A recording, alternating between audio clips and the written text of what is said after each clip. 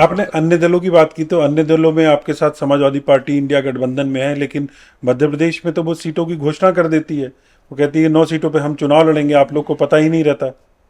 देखिए ऐसा है शुक्ला जी, समाजवादी पार्टी को जरूर इस पे विचार करना चाहिए, सोचना चाहिए कि जहां पर ये इस तरीके से उनको भी सोचना चाहिए कि मध्य प्रदेश में समाजवादी पार्टी का कोई आधार नहीं है।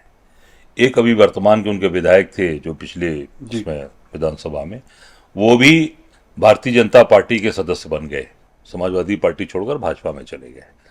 तो वहां तो कुछ इनका रह नहीं गया। तो जहां पर अब कुछ नहीं हो तो वहां पर ताकत देनी चाहिए, कांग्रेस पार्टी को आपको बल देना चाहिए, ताकत देना चाहिए, न कि उसकी ताकत को कमजोर करेंगे तो आप। आप लोग से पूछा गया था? नहीं, हम लोग से इस संदर्भ में जो अखिलेश यादव की बात, जी जी जी। नहीं अखिलेश यादव, हम लोग से कोई जानकारी नहीं है, इसमें कोई जानकारी नहीं है। अच्छा, उन्होंने नहीं बताया, अपने आप इसकी घोषणा कर दी। तो ऐसे में आप इंडिया गठबंधन का भविष्य कैसे देखते हैं? अब ये राष्ट्रीय नेतृत्व तो तय करे कि इस पर कैसे इनके साथ काम करना है, क्या करना है।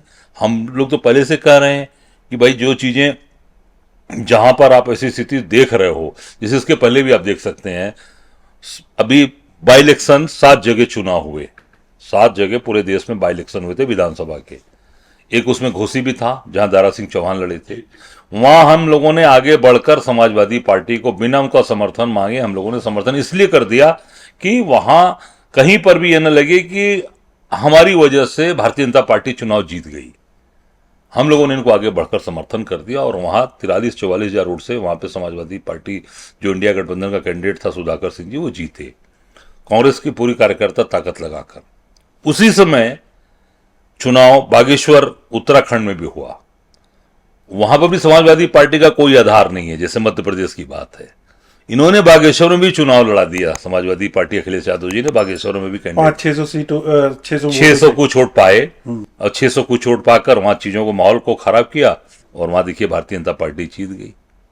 तो यही विचार करना चाहिए कि अब भारतीय जनता पार्टी की मदद कैसे, अब भारतीय जनता पार्टी की मदद कर रहे हैं, ये आपको ये सोचना तो चाहिए। राजभर भी ऐसी ही बात कर रहे हैं जैसे आप बात कर रहे हैं। नहीं, मैं जो बात बोल रहा हूं वो देखिए, मैं तर्क के साथ बोल रहा हूं, फैक्ट्स पे बोल रहा हूं। मैं किसी राजभर की तरह मैं लंबी चौड़ी बात नहीं बोलता हूं, मैं फैक्ट्स पे बोल रहा हूं कि एक तरफ हम समर्थन करते हैं, आप चुनाव जीतते हो, और ये भी कहें कि समाजवादी पार्टी वहां से चुनाव जीती, तो चुनाव तभी 43-44 हजार से चुनाव नहीं जीती कभी, पहली बार जीते हैं इतने वोट से चुनाव, ये बाई इलेक्शन। जी। और बागेश्वर में अपने लड़ा दिया, 600 कुछ छोड़ पाए, वहां पर अपनी चीजों को खराब कर दिया। वही हाल मध्य प्रदेश के अंदर, अगर 1% भी अगर चीजें खराब होती हैं तो इसका मतलब कि आप क्या वहां करने जा रहे हैं, इसका मतलब भारतीय जनता पार्टी को आप सपोर्ट करने जा रहे हैं मध्य प्रदेश के अंदर। आपको तो खुद सोचना चाहिए कि अगर भारतीय जनता पार्टी को हटाने की बात पूरे देश में कर रहे हैं, पूरे देश से कि आगे 24 में कैसे 80 की सीट हरा देंगे, यूपी में कर देंगे, तो अगर आप सबका समर्थन साथ नहीं लेंगे तो कैसे हरा पाएंगे। तो उसमें आपको आगे बढ़कर तो बड़ा दिल दिखाना पड़ेगा ना, कि वहां तो कुछ है नहीं, तो कांग्रेस के साथ खड़े हो जाएंगे।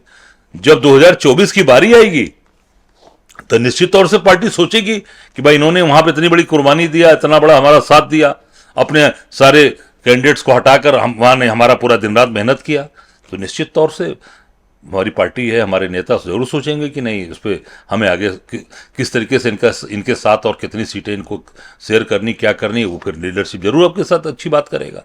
पर जब आप पहले बढ़कर चीज़ों को ऐसा कर लेंगे तो निश्चित तौर से चीज़ें वो आगे जो जाकर चीज़ें और चीज़ों का एक जो एक खराब रास्ता होगा वो बन के तैयार